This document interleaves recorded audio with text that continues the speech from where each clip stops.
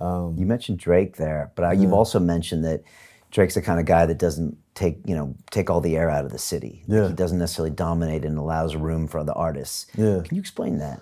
Yeah, I mean, oftentimes when, especially him being the first artist to really penetrate internationally and put on for the city, he really had an opportunity to be the gatekeeper and to be like, if you want this international status and if you want to be a mainstream success, it's got to be through me. And he didn't do that. When other artists were finding their own lanes and coming up, he made space for them. Either he supported them and shared his platform with them, or he just completely just stayed out of their way. And I think what that allowed was for us to build multiple pillars.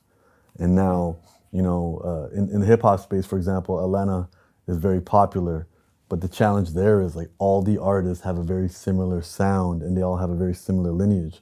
But in Toronto, all the artists that are doing very well, none of them sound the same. And many of them haven't even collaborated with each other.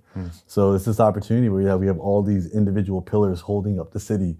So if tomorrow Drake decides to retire, we still have The Weeknd, who's one of the biggest R&B artists, or we still have Tory Lanez, who's another hip hop artist, who's been, he's just finished his own world tour recently. And in the pop space, we have Shawn Mendes, and we have Alessia Cara, who's singing Disney soundtracks now. And everyone has this space, and I think that way we're not just a wave. There's not a certain sound that's going to be popular for a few years and it's going to fizzle out and people are going to look for the next sound. It's going to be, the city has had so much and it's been overprepared for so long.